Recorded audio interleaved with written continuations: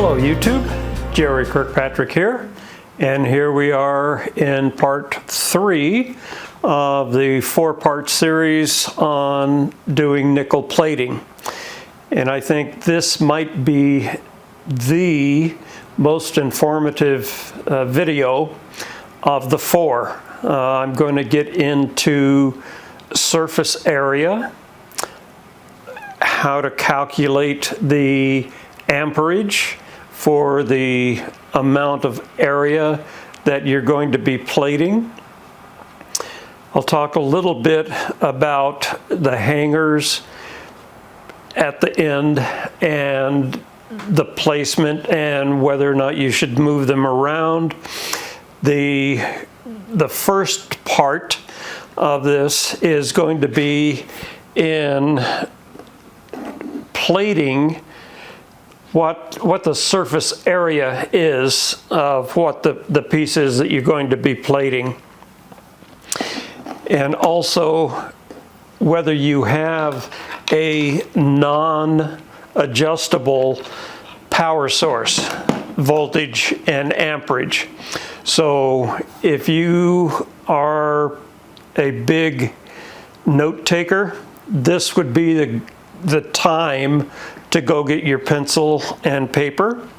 And while you're at it, if you have a power source such as this that is not adjustable, so you can relate the surface area to the amperage output, you should write down that number also, the amount of voltage and amperage of your source, so you can keep track of the different pieces that we'll be putting into the solution and see how it relates to the amount of voltage and amperage mainly, that your source is capable of.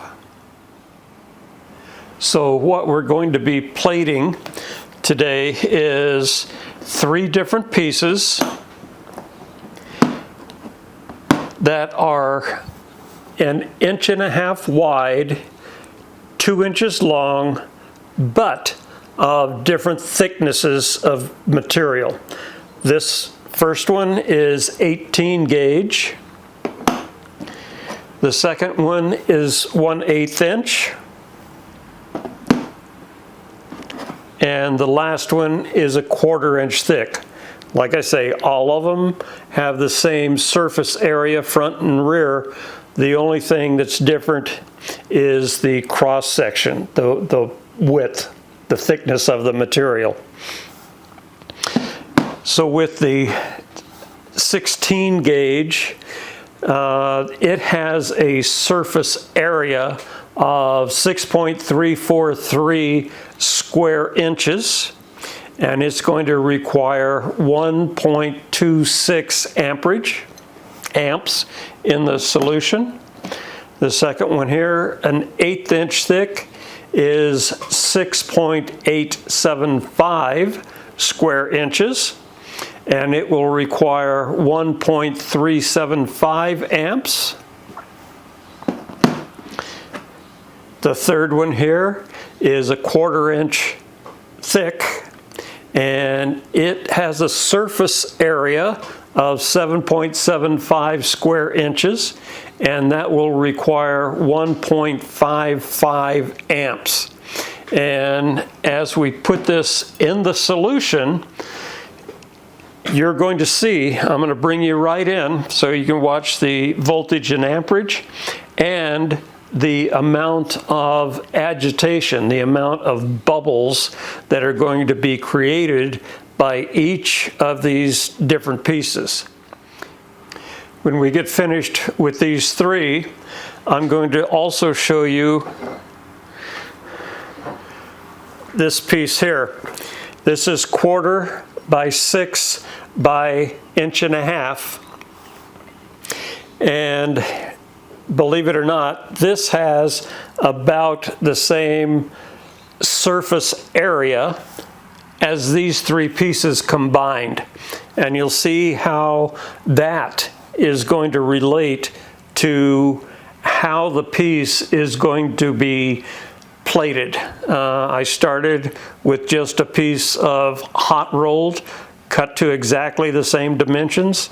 The only thing I did with this and the three other pieces, I bead blasted it with 80 grit sand, the media, and then wire brushed it with a 6/1000 wire brush on a motor. So that's the only thing that's been done to all of the sample pieces that you will see here in this exercise.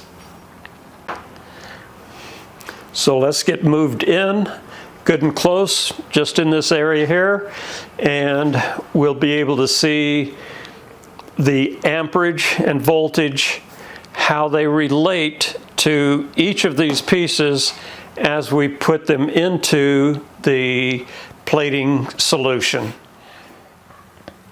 So before we started this exercise here, I went out and cleaned all three of the pieces with Simple Green, some brake cleaner, and some very clean water to make sure that there was a very clean surface. There were no fingerprints on it. I put my gloves on prior to doing the cleaning to make sure that the parts are going to be as clean as possible before we start plating them. You can see here are the two anodes, front and rear, with one wire going to the positive. And you can see in the background there is our negative going to a copper hanger. So let's turn this thing on. I'm going to set the voltage to 10.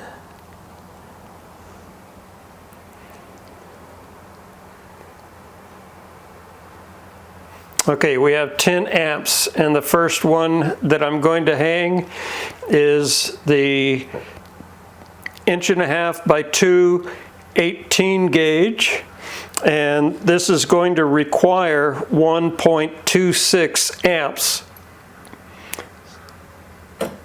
So we'll hang that in there. 10 volts is way too high, so we can start turning that down.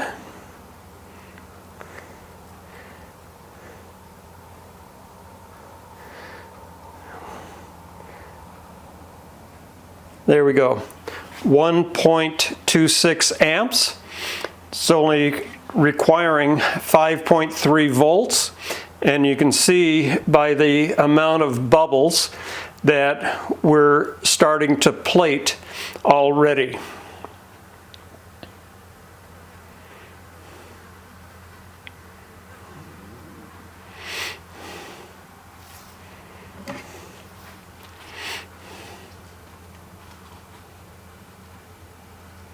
So let me take this one off.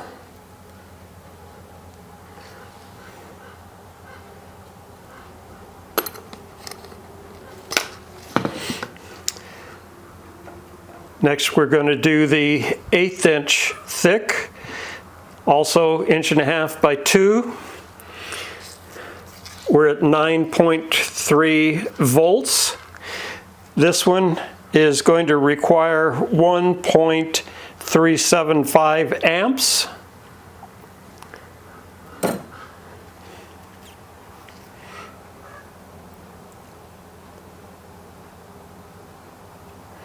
There we go. And we're at 5.2 volts. And you can see by the amount of bubbles that are coming off of it that we're doing a outstanding plating job on that right now. So let me take this one off.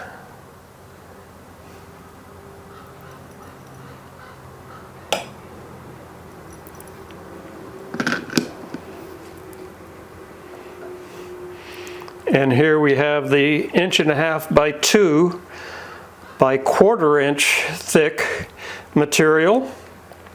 This has the largest surface area of 7.75 square inches, and this is going to require 1.55 amps.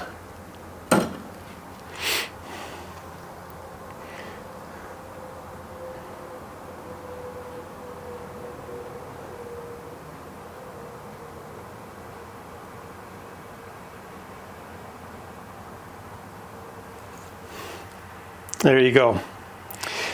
And you can see by the bubbles, this one also is bubbling quite well. So here's the trick. If we slide this one back a little bit and put the next one in,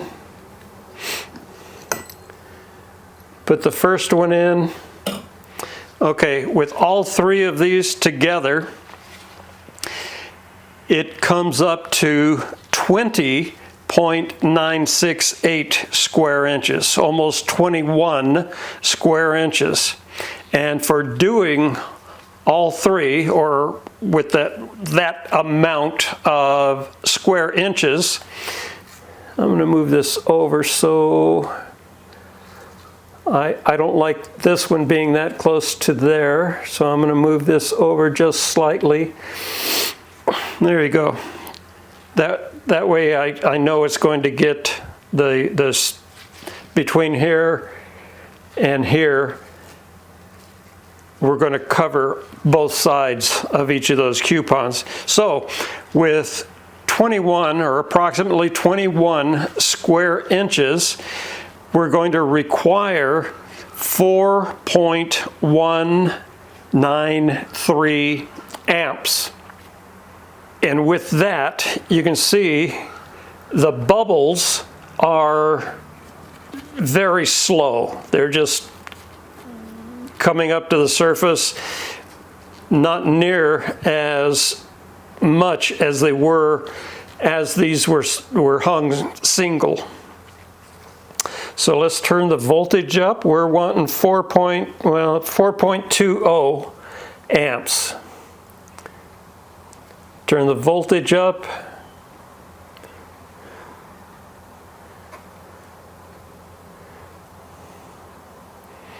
.1, there we go. 4.2 amps.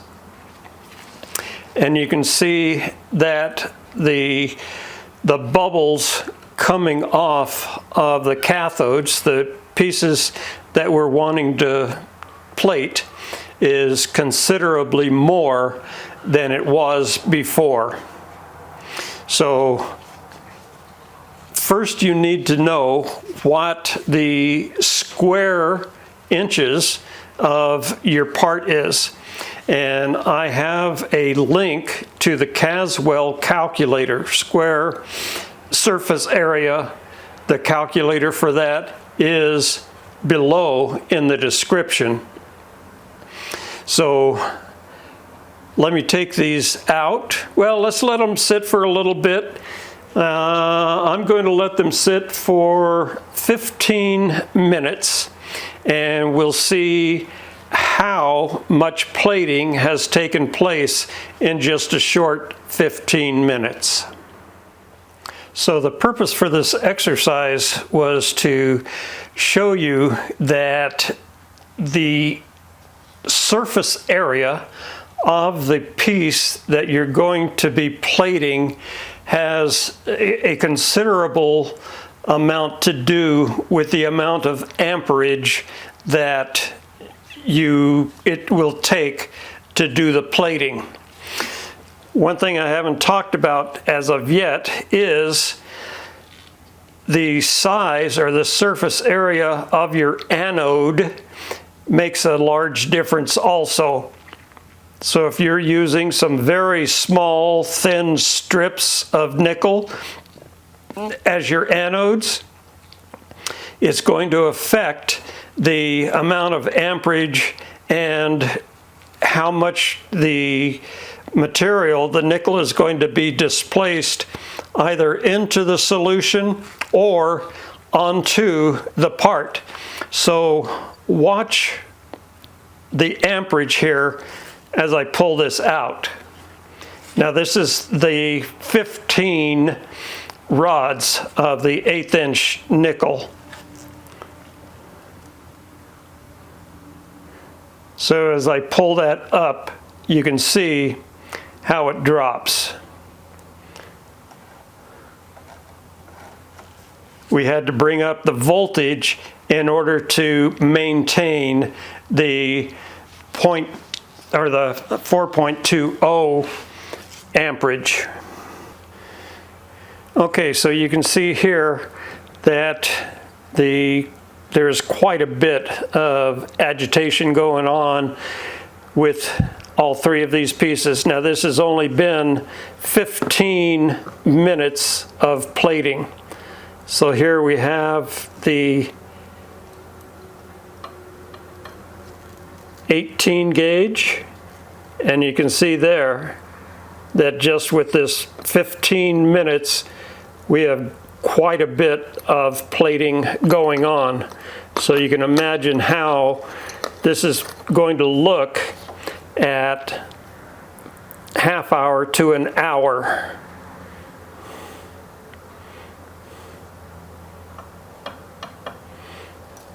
And here is the 1/8 inch thick. You can see that it hasn't accepted as much nickel as the 18 gauge because it has so much more surface area to be plated. And at last we have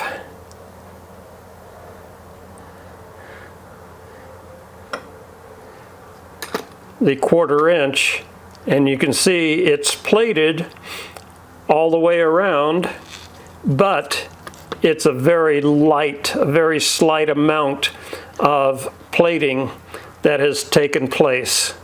So what we see here is the amount of amperage per different piece. If we had these in individually with the amount of amperage required for each of these would be plated equally.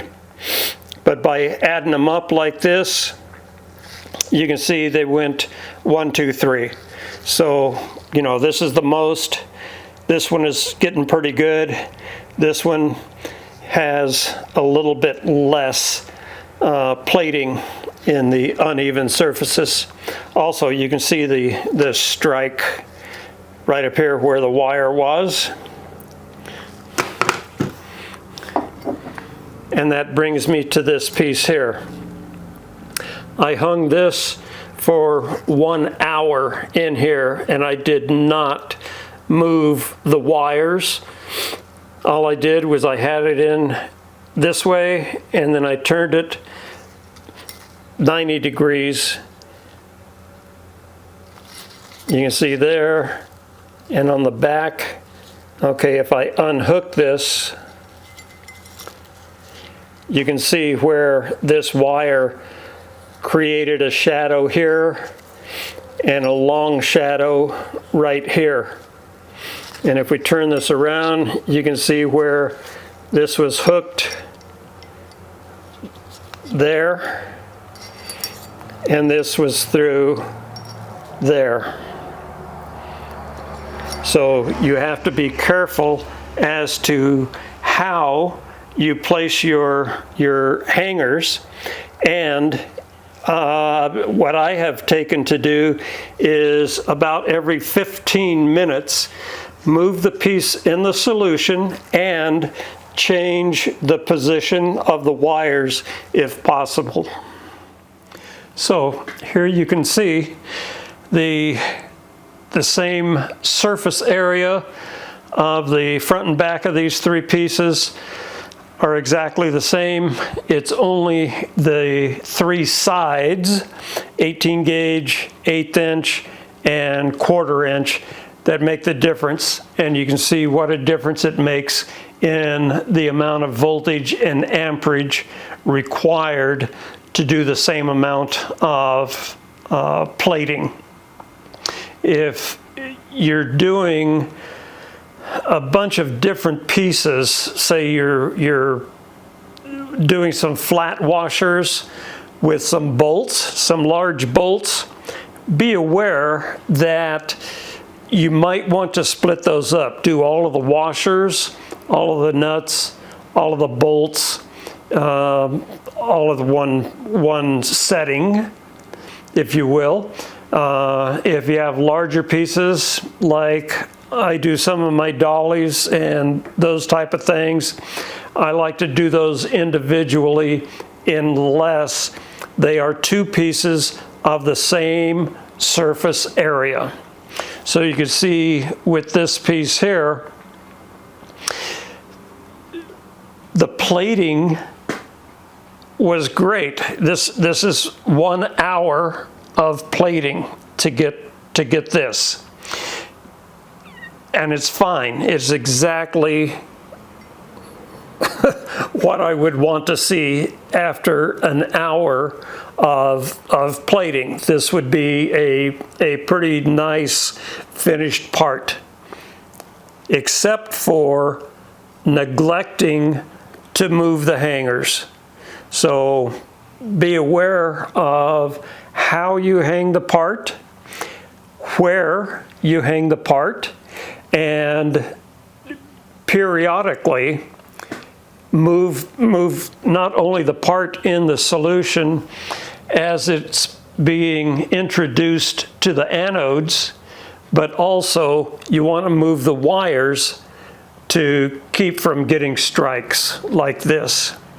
So I hope this was a very informative video. The next one we'll be getting into, in number 4, we'll be getting into cleaning, which is something that you need to see. I'll show you what a thumbprint can do to your plating just by making a mistake like that, by touching it with a bare hand. Also, we'll get into making and where to hang the piece, how to use the hangers, and I'm pretty sure what I'm going to do is do some smaller pieces in this tank where you have made your solution with these anodes, everything being the same. And then I'm going to do some in my larger tank here. And I'm going to show you different surface finishes, not surface area, but surface finish. And we'll go all the way from just sandblasted all the way up to a highly polished piece. And you can get some very, very nice, bright surfaces by nickel plating. So thank you very much for watching. Give me a thumbs up, subscribe and ring the bell. Buy me a coffee would be just great. If I'm lucky, I'll see you in the next one.